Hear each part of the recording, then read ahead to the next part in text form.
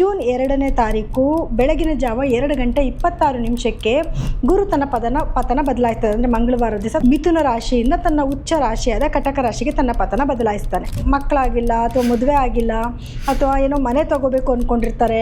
ಈ ಎಲ್ಲ ಕಾರ್ಯಗಳಿಗೂ ಕೂಡ ಒಂದು ಗ್ರೀನ್ ಸಿಗ್ನಲ್ ಸಿಗ್ದಂಗೆ ಈ ಸಮಯದಲ್ಲಿ ಯಾವುದೇ ಕೆಲಸಗಳು ಮಾಡಿದ್ರು ಕೂಡ ಖಂಡಿತವಾಗ್ಲೂ ಒಳ್ಳೆಯದಾಗುತ್ತೆ. ಸೊ ಆಸೆಗಳೆಲ್ಲನೂ ಕೂಡ ನೆರವೇರಿಸ್ಕೊಳ್ಳೋಕ್ಕೆ ಉತ್ತಮವಾದ ಸಮಯ ಇದು.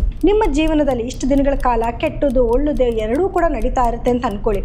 ಸೊ ಇನ್ನು ಮುಂದಕ್ಕೆ ಒಳಿತನ್ನ ಜಾಸ್ತಿ ನೀವು ನೋಡಬಹುದು.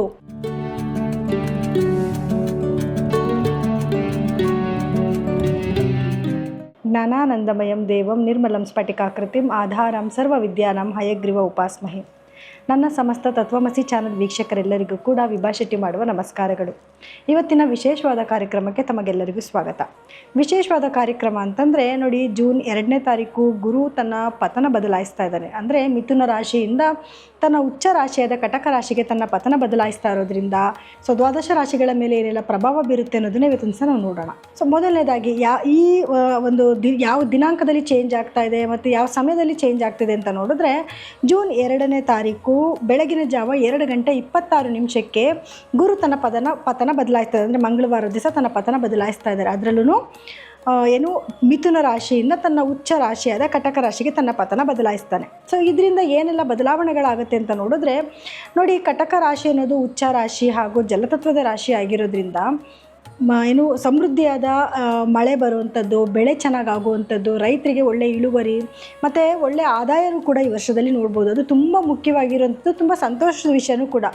ರೈತರು ಚೆನ್ನಾಗಿದ್ದಾರೆ ಅಂತಂದರೆ ದೇಶನೇ ಸಮೃದ್ಧಿಯಾಗಿರುತ್ತೆ ಅಲ್ವಾ. ಸೊ ಹಾಗಾಗಿ ರೈತರು ಆತಂಕ ಪಡುವಂಥ ಅವಶ್ಯಕತೆ ಇಲ್ಲ. ಎರಡನೇದಾಗಿ ಎಜುಕೇಷನ್ ಡಿಪಾರ್ಟ್ಮೆಂಟ್ಗಳಲ್ಲಿ ಒಳ್ಳೆ ಉನ್ನತ ಮಟ್ಟಕ್ಕೆ ಮಕ್ಕಳು ಚೆನ್ನಾಗಿ ಓದೋದು ಅಥವಾ ಒಳ್ಳೆ ಹೆಸರುಗಳು ಬರುವಂಥದ್ದು ಅಥವಾ ಇನ್ನೂ ಹೊಸ ಎಜುಕೇಷನ್ ಡಿಪಾರ್ಟ್ಮೆಂಟ್ಗಳು ಉಟ್ಕೊಳ್ಳುವಂಥದ್ದು, ಇದರಿಂದ ನಮ್ಮ ಒಂದು ಎಜುಕೇಷನ್ ಮಟ್ಟ ಬಂದು ಏರ್ತಾ ಹೋಗ್ತಾ ಇರುತ್ತೆ. ಅಂದರೆ ತುಂಬ ಉನ್ನತ ಸ್ಥಾನಕ್ಕೆ ಹೋಗುತ್ತೆ. ಹಾಗೆ ಇವಾಗ ರ್ಯಾಂಕಿಂಗ್ಸ್ ಅಂತ ತೊಗೊಂಡಾಗೂ ಅಷ್ಟೇ, ಇವಾಗ ಹೈಯೆಸ್ಟ್ ರ್ಯಾಂಕಿಂಗ್ ಅಂತ ಬಂದಾಗ ಒಂದು 90% ನಿಂತ್ಕೊಂತು ಅಂದರೆ ಇದು ಇನ್ನೊಂದು ಸ್ವಲ್ಪ ಜಾಸ್ತಿ 99% ಆ ಥರ ಒಂದು ಒಳ್ಳೆ ಪರ್ಸೆಂಟೇಜ್ ಕೂಡ ಮಕ್ಕಳು ಬರ್ತಾರೆ ಈ ವರ್ಷದಲ್ಲಿ. ಅಂದರೆ ಗುರು ಬದಲಾವಣೆಯಿಂದ ಆಗ್ತಿರೋಂಥ ಒಂದು ಒಳ್ಳೆ ಅಭಿವೃದ್ಧಿ ಅಂತ ಹೇಳ್ಬೋದು. ಇನ್ನು ಧರ್ಮ ಕಾರ್ಯಗಳು, ಯಾರೆಲ್ಲ ದೇವಸ್ಥಾನಗಳು ನಡೆಸ್ತಿದ್ದಾರೆ, ಮಠಗಳು ನಡೆಸ್ತಾ ಇದ್ದಾರೆ, ಮತ್ತು ಯಾರೆಲ್ಲ ಜ್ಯೋತಿಷಿಗಳಿದ್ದಾರೆ, ಈ ರೀತಿ ಯಾವುದಾದ್ರೂ ಧರ್ಮ ಕಾರ್ಯಗಳು, ಸ್ಪಿರಿಚುವಲ್ ಬ್ಯಾಕ್ಗ್ರೌಂಡ್ ಇರೋರೆಲ್ಲರಿಗೂ ಕೂಡ ಉನ್ನತವಾದ ಹೆಸರು ಬರುತ್ತೆ. ಹಾಗೆ ಉನ್ನತ ಮಟ್ಟಕ್ಕೂ ಕೂಡ ಹೋಗುತ್ತೆ. ಅದು ಒಂದು ಎತ್ತರವಾದ ಸ್ಥಾನಕ್ಕೂ ಕೂಡ ಹೋಗ್ತಾ ಇದೆ. ಸೊ ಇದು ಗುರು ಬದಲಾವಣೆಯಿಂದ ಆಗ್ತಿರುವಂಥ ಪ್ರಮುಖವಾದ ಒಂದು ಖುಷಿ ವಿಷಯ.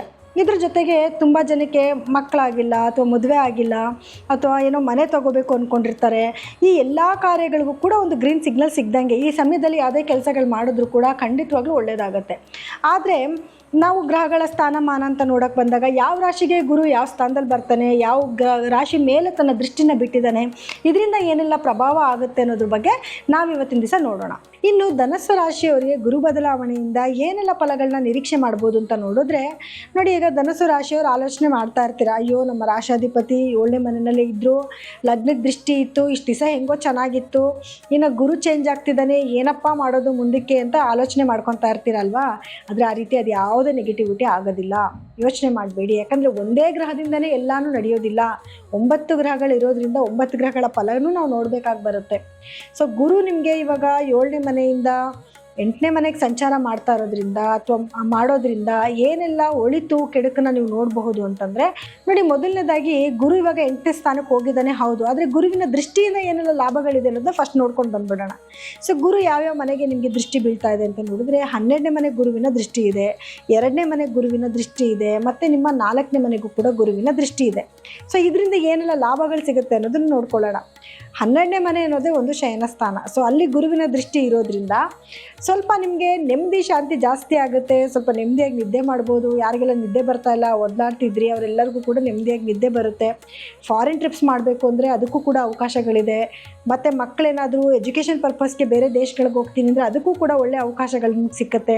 ಅಥವಾ ಹೊರ ದೇಶದ ಕಂಪನಿಗಳಲ್ಲಿ ಕೆಲಸ ಮಾಡುವಂಥದ್ದು, ಆಲ್ರೆಡಿ ಕೆಲಸ ಮಾಡ್ತಿರೋರಿಗೆ ಪ್ರಮೋಷನ್ಗಳಾಗುವಂಥದ್ದು, ಇದನ್ನು ಕೂಡ ನೀವು ಕೇಳಬಹುದು. ಇನ್ನು 2ನೇ ಮನೆಗೆ ಗುರು ದೃಷ್ಟಿ ಇರೋದ್ರಿಂದ ಹಣಕಾಸಿನ ಅಭಿವೃದ್ಧಿ ಚೆನ್ನಾಗಾಗುತ್ತೆ. ಹಣದ ಒಂದು ನಿಮ್ಗೇನು ಮೊದಲೇ ಕೆಲಸ ಮಾಡಿದ್ದಕ್ಕೆ ಹಣ ಬರ್ತಿತ್ತು, ಇವಾಗ ಸ್ವಲ್ಪ ಡಬಲ್ ಆಗೋದು ಅಥವಾ ಬರ್ತಿರೋ ಹಣ ಬಂದು ನಿಮಗೆ ಸ್ಟೆಬಿಲಿಟಿಯಾಗಿ ಬರುವಂಥದ್ದು, ನಿರಂತರವಾಗಿ ಬರುವಂಥದ್ದು, ಅಥವಾ ನಿರೀಕ್ಷೆ ಮಾಡಿದಂಥ ಹಣ ನಿಮ್ಮ ಕೈಗೆ ಬಂದು ಸೇರುವಂಥದ್ದು ಎಲ್ಲವೂ ಕೂಡ ಆಗುತ್ತೆ.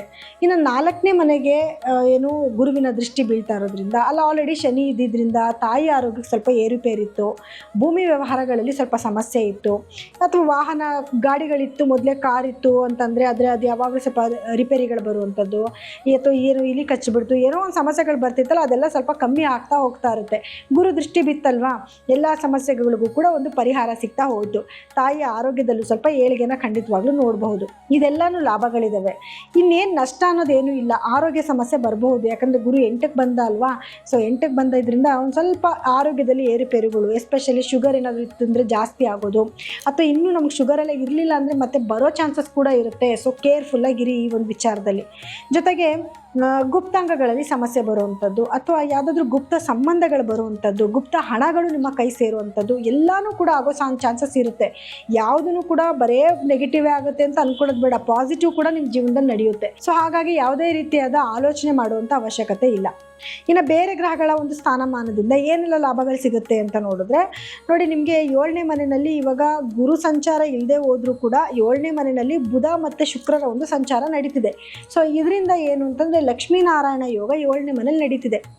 ಗುರು ನಿಮಗೆ 7ನೇ ಮನೇಲಿ ಇರೋವರೆಗೂ ಗಂಡ ಹೆಂಡತಿ ಮಧ್ಯದಲ್ಲಿ ಬಾಂಡೇಜ್ ಚೆನ್ನಾಗಿತ್ತು, ಮತ್ತು ಒಂದು ಒಳ್ಳೆ ಗೌರವ ಪ್ರೀತಿ ಜಾಸ್ತಿ ಆಗಿತ್ತು. ಈಗ ಶುಕ್ರ ಬಂದಿದ್ದಾನೆ, ಇನ್ನಷ್ಟು ಪ್ರೀತಿ ಜಾಸ್ತಿ ಆಗುತ್ತೆ, ಒಂದು ರೊಮ್ಯಾಂಟಿಕ್ ಲೈಫ್ ಚೇಂಜ್ ಆಗುತ್ತೆ ನಿಮ್ಮ ಜೀವನದಲ್ಲಿ. ಸೊ ಹಾಗಾಗಿ ವ್ಯಥೆ ಪಡುವಂಥ ಅವಶ್ಯಕತೆ ಇಲ್ಲ.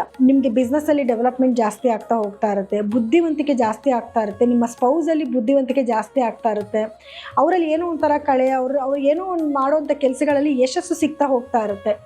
ಸೊ ಅದು ನಿಮ್ಮ ಲಗ್ನದ ಮೇಲೆ ಬೀಳ್ತಾ ಇರೋದ್ರಿಂದ ಅದ್ರ ವರ್ಚಸ್ಸೇ ನಿಮಗೆ ಚೇಂಜ್ ಆಗುತ್ತೆ. ಜೊತೆಗೆ ನಿಮಗೆ ಲಗ್ನದಲ್ಲಿ ಚಂದ್ರ ಬೇರೆ ಇದ್ದಾನೆ, ಚಂದ್ರ ಇರೋದ್ರಿಂದ ಸ್ವಲ್ಪ ನಿಮಗೆ ಒಂದು ಸ್ವಲ್ಪ ಆ್ಯಕ್ಟಿವ್ನೆಸ್ ಜಾಸ್ತಿ ಆಗಿಬಿಡುತ್ತೆ. ಶನಿ ದೃಷ್ಟಿ ಕೂಡ ಬಿದ್ದಿದೆ, ಆದರೂ ಕೂಡ ಚಂದ್ರ ಇರೋದ್ರಿಂದ ಸ್ವಲ್ಪ ಆ್ಯಕ್ಟಿವ್ನೆಸ್ ಜಾಸ್ತಿ. ಲೇಸಿನೆಸ್ಸು, ಎಷ್ಟೇ ಲೇಸಿ ಆಗ್ತಾಯಿದ್ರು ಕೂಡ ಒಂದು ಸ್ವಲ್ಪ ಹೊತ್ತು ಲೇಸಿ ಇದ್ದರೂ ಅಯ್ಯೋ ನಾನು ಸ್ವಲ್ಪ ಚುರುಕಾಗಿರ್ಬೇಕಪ್ಪ, ಎದ್ದೊಳ್ಬೇಕಪ್ಪ, ಬೇಗ ಕೆಲಸ ಮಾಡಬೇಕಪ್ಪ ಅನ್ನೋಂಥ ಥಾಟ್ಸ್ ಚೇಂಜ್ ಆಗಿಬಿಡುತ್ತೆ. ಇನ್ನು ನಿಮಗೆ ಕೇತು ಸಂಚಾರ ಅಂತ ನೋಡೋಕ್ಕೆ ಬಂದಾಗ ಕೇತು ನಿಮಗೆ 9ನೇ ಮನೆಯಲ್ಲಿದ್ದಾನೆ. ತಂದೆ ಆರೋಗ್ಯಕ್ಕೆ ಏನಂತ ಒಳ್ಳೇದಲ್ಲದೆ ಹೋದರೂ ಕೂಡ ನಿಮಗೆ ನೀವೇನಾದರೂ ಸ್ಪಿರಿಚುವಲ್ ಬ್ಯಾಕ್ಗ್ರೌಂಡಲ್ಲಿ ಇದ್ದೀರಾ ಅಂತಂದರೆ ಸ್ವಲ್ಪ ಅದನ್ನು ಜಾಸ್ತಿ ಮಾಡ್ತಾನೆ, ಲಾಭನೂ ಜಾಸ್ತಿ ತಂದುಕೊಡ್ತಾನೆ. ಸ್ವಲ್ಪ ಸ್ಪಿರಿಚುವಲ್ ಟ್ರಾವೆಲ್ ಮಾಡೋದು, ಕೆಲವೊಂದು ದೇವಸ್ಥಾನಗಳಿಗೆ ಹೋಗ್ಬೇಕು ಅಂದ್ಕೊಂಡಿರ್ತೀರಾ, ಹೋಗೋದಕ್ಕೆ ಅವಕಾಶಗಳು ಕೂಡ ಬರುವಂಥದ್ದು, ಇದೆಲ್ಲನೂ ಕೂಡ ಮಾಡ್ಕೋಬಹುದು. ಆದರೆ ತಂದೆಗೆ ಏನಾದರೂ ಆಪ್ರೇಷನ್ಗಳಾಗುವಂಥ ಚಾನ್ಸಸ್ ಇರುತ್ತೆ. ಯಾರಿಗೆಲ್ಲ ತಂದೆ ಇದ್ದು ಅವ್ರ ಆರೋಗ್ಯದಲ್ಲಿ ಏರುಪೇರು ಇದ್ದರೆ ಮಾತ್ರ ಸ್ವಲ್ಪ ಕೇರ್ಫುಲ್ಲಾಗಿರಿ. ಅಥವಾ ಆಪ್ರೇಷನ್ ಮಾಡಿಸ್ಲೇಬೇಕಾದಂಥ ಪ್ರಸಂಗ ಬರುತ್ತೆ, ಅದರಿಂದ ಆರೋಗ್ಯ ಸರಿ ಹೋಗುತ್ತೆ ಅಂತಂದರೆ ನೀವು ಅದನ್ನು ಮುಂದೂಡದೇ ಇರೋದೇ ಒಳ್ಳೆಯದು. ಇನ್ನು 5ನೇ ಮನೆಯಲ್ಲಿ ಕುಜನ ಸಂಚಾರ ನಡೀತಿದೆ.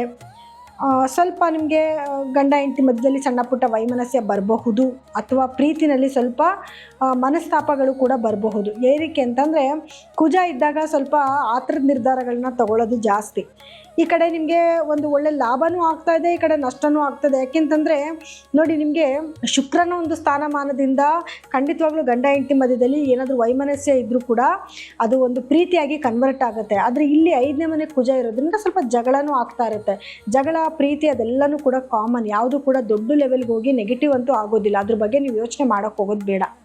ಆದರೆ ಮಕ್ಕಳ ಆರೋಗ್ಯ ಕಡೆ ಸ್ವಲ್ಪ ಗಮನ ಕೊಡಿ. ಮಕ್ಕಳೇಂದು ಎದ್ದು ಬೀಳೋದು, ಏಟ್ ಮಾಡ್ಕೊಳ್ಳೋದು, ಮೂಳೆಗಳಿಗೆ ಪೆಟ್ಟು ಮಾಡ್ಕೊಳ್ಳೋ ಚಾನ್ಸಸ್ ಇರುತ್ತೆ.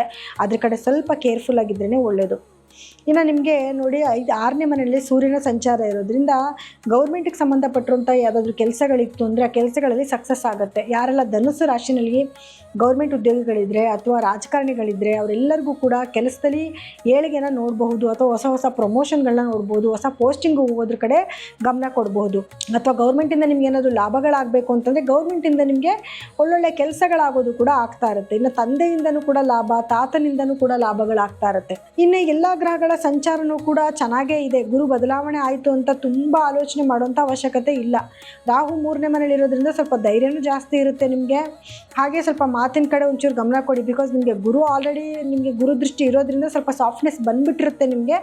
ಆದರೂ ಕೂಡ ನಿಮಗೆ ಧೈರ್ಯ ಜಾಸ್ತಿ ಅಲ್ವಾ, ಏನೋ ಮಾತಾಡೋಕ್ಕೆ ಹೋಗಿ ಇನ್ನೇನೋ ಒಂದು ಭಾವಾರ್ಥ ಆಗೋದು ಬೇಡ. ಸೊ ಹಾಗಾಗಿ ಇನ್ನು ಪರಿಹಾರವಾಗಿ ಏನು ಮಾಡ್ಕೋಬೇಕು, ಕೆಲವೊಂದು ಮಾತ್ರ ನೆಗೆಟಿವಿಟಿ ಇದೆ. ಇದಕ್ಕೇನು ಪರಿಹಾರ ಮಾಡ್ಕೋಬೇಕು ಅಂತ ನೋಡಿದ್ರೆ, ಮೊದಲನೇದು ಗುರುಗಳ ಆರಾಧನೆ ಜಾಸ್ತಿ ಮಾಡಿ. ಪ್ರತಿ ಗುರುವಾರದ ದಿವಸ ಕಡಲೆಕಾಳನ್ನ ದಾನ ಮಾಡುವಂಥದ್ದು, ಹಳದಿ ಬಣ್ಣದ ಸಿಹಿನ ದಾನ ಮಾಡುವಂಥದ್ದು, ಹಳದಿ ಬಟ್ಟೆನ ದಾನ ಮಾಡುವಂಥದ್ದನ್ನ ಮಾಡ್ಕೊಳ್ಳಿ. ಇದ್ರ ಜೊತೆಗೆ ಇನ್ನೊಂದು ಪರಿಹಾರ ಏನು ಅಂತಂದರೆ, ನೀವು ಬುಧ ಮತ್ತು ಶುಕ್ರರ ಸಂಚಾರ ತುಂಬ ಚೆನ್ನಾಗಿರೋದ್ರಿಂದ ಲಕ್ಷ್ಮೀನಾರಾಯಣನ ದೇವಸ್ಥಾನಕ್ಕೆ ಹೋಗಿ ನಿಮ್ಮ ಹೆಸರಲ್ಲಿ ಒಂದು ಅರ್ಚನೆ ಮಾಡಿಸ್ಕೊಂಡು ಬನ್ನಿ. ಅಂದರೆ ಲಕ್ಷ್ಮೀ ದೇವಸ್ಥಾನಕ್ಕೆ ಶುಕ್ರವಾರದ ದಿವಸ, ನಾರಾಯಣನ ದೇವಸ್ಥಾನಕ್ಕೆ ಬುಧವಾರದ ದಿವಸ ಹೋಗಿ ಒಂದು ತುಳಸಿ ಹಾರನೋ ಅಥವಾ ಒಂದು ಮಲ್ಲಿಗೆ ಹೂವನ್ನು ಕೊಟ್ಟು ನಿಮ್ಮ ಹೆಸರು ಅರ್ಚನೆ ಮಾಡಿಸ್ಕೊಂಡು ಬನ್ನಿ. ಇನ್ನೇನು ಸಣ್ಣ ಪುಟ್ಟ ನೆಗೆಟಿವಿಟಿ ಅಂತಂದರೆ ಖಂಡಿತ ಅದರಿಂದ ನೀವು ಈಚೆ ಬರ್ಬೋದು. ಇವಾಗ ನಾನು ಹೇಳ್ಕೊಡೋವಂಥ ಮಂತ್ರನ 108 ಬಾರಿ ಪೂರ್ವಾಭಿಮುಖವಾಗಿ ಕುತ್ಕೊಂಡು ಹೇಳ್ಕೊಳ್ಳೋದ್ರಿಂದ, ಅದರಲ್ಲೂ ಹಳದಿ ಬಣ್ಣದ ಬಟ್ಟೆ ಹಾಕೊಂಡು ಹೇಳ್ಕೊಳ್ಳೋದ್ರಿಂದ ಅತಿ ಹೆಚ್ಚು ಫಲಗಳು ಸಿಗುತ್ತೆ. ಅದರಲ್ಲೂ ಎಸ್ಪೆಷಲಿ ಗುರುವಾರದ ದಿವಸ. ಇದು ಸಾಧ್ಯ ಆಗಿಲ್ಲ ಅಂತಂದ್ರೆ ಪ್ರತಿ ದಿವಸನೂ ಕೂಡ ನಿಮ್ಮ ಕೈಲಿ ಸಾಧ್ಯ ಆದರೆ ಮಾಡಿ, ಇಲ್ಲಾಂದರೆ ಗುರುವಾರ ಒಂದು ದಿವಸನಾದರೂ ಈ ಮಂತ್ರನ ಹೇಳ್ಕೊಳ್ಳಿ. ಈ ಮಂತ್ರ ಹೇಗಿರುತ್ತೆ ಅಂತಂದರೆ, ಓಂ ಗ್ರಾಂ ಗ್ರೀಂ ಗ್ರೌಂ ಸಹ ಗುರುವೇ ನಮಃ ಅನ್ನುವಂಥ ಬೀಜ ಮಂತ್ರನ 108 ಬಾರಿ ಹೇಳ್ಕೊಂಡ್ರೆ ಒಳ್ಳೆಯದು. ಆಗಲಿಲ್ವಾ ಕೊನೆ ಪಕ್ಷ 21 ಬಾರಿನಾದರೂ ಹೇಳ್ಕೊಳ್ಳೋದ್ರಿಂದ ಖಂಡಿತವಾಗ್ಲೂ ಗುರುವಿಂದ ಏನಾದರೂ ನೆಗೆಟಿವಿಟಿ ಆಗ್ತಿದೆ ಅಂತಂದರೆ ಅದರಲ್ಲಿ ರಿಡ್ಯೂಸ್ ಆಗುತ್ತೆ, ಪಾಸಿಟಿವಿಟಿ ಆಗ್ತಿದೆ ಅಂದರೆ ಅದಿನ್ನೂ ಜಾಸ್ತಿ ಆಗುತ್ತೆ. ನೋಡಿ, ಇಲ್ಲಿವರೆಗೂ ಕೂಡ ನಾನು ಈ ದ್ವಾದಶ ರಾಶಿಗಳಿಗೆ ಗುರುವಿನ ಒಂದು ಪರಿಣಾಮದಿಂದ ಏನೆಲ್ಲ ಫಲಗಳು ಸಿಗುತ್ತೆ ಅನ್ನೋದ್ರ ಬಗ್ಗೆ ಹೇಳಿದೆ. ಸೊ ಪ್ರತಿಯೊಬ್ಬರಿಗೂ ಕೂಡ ಕೆಲವರಿಗೆ ಒಳ್ಳೆಯದು ಇದೆ, ಕೆಲವರು ಕೆಟ್ಟದ್ದು ಇದೆ. ಆದರೆ ನಿಮ್ಮ ದಶಾಭುಕ್ತಿಗಳು ಹೇಗೆ ನಡೀತಿದೆ ಮತ್ತು ನಿಮ್ಮ ವೈಯಕ್ತಿಕ ಜಾತಕದಲ್ಲಿ ಗ್ರಹಗಳ ಸ್ಥಾನಮಾನ ಹೇಗಿದೆ ಅನ್ನೋದ್ರ ಮೇಲೂ ಡಿಪೆಂಡ್ ಆಗುತ್ತೆ. ಆದ್ದರಿಂದ ಒಂದು ಸತಿ ನಿಮ್ಮ ಜಾತಕಗಳನ್ನ ಪರಿಶೀಲನೆ ಮಾಡಿಸ್ಕೊಂಡು ಅದಕ್ಕೆ ತಕ್ಕ ಪರಿಹಾರಗಳನ್ನ ಮಾಡ್ಕೊಳ್ಳಿ. ಇದ್ರ ಜೊತೆಗೆ ಏನು ಅಂತಂದರೆ, ನಿಮಗೆ ಏನಾದರೂ ಜಾತಕಗಳನ್ನ ತೋರಿಸ್ಕೊಬೇಕು ಅಂತಂದರೆ ಕೆಳಗಡೆ ಸ್ಕ್ರೋಲ್ ಆಗ್ತಿರೋಂಥ ನಮ್ಮ ನಂಬರ್ಗೆ ಕೂಡ ನೀವು ಕರೆ ಮಾಡಿ ಜಾತಕಗಳನ್ನ ತೋರಿಸ್ಕೋಬೋದು. ಹಾಗೆ ಎಲ್ಲರೂ ಕೂಡ ಗುರುವಿನ ಬದಲಾವಣೆಯಿಂದ ಕೆಲವರಿಗೆ ನೆಗೆಟಿವ್ ಪಾಸಿಟಿವ್ ಎರಡೂ ಆಗ್ತಾ ಇದೆ. ಸೊ ನಾನು ಹೇಳ್ಕೊಡೋವಂಥ ಈ ಮಂತ್ರನ ಪ್ರತಿಯೊಬ್ಬರು ಕೂಡ ಪ್ರತಿದಿನ ಕೊನೆ ಪಕ್ಷ 5 ಬಾರಿನಾದರೂ ಪಠನೆ ಮಾಡಿ. ಸಾಧ್ಯ ಆಗಿಲ್ಲ ಅಂದರೆ ಒಂದೇ ಒಂದು ಸತಿನಾದರೂ ಹೇಳ್ಕೊಳ್ಳೋದ್ರಿಂದ ಎಂತೆಂಥ ನೆಗೆಟಿವಿಟಿ ಬಂದರೂ ಕೂಡ ನೀವು ಅದರಿಂದ ಪಾರಾಗ್ಬೋದು.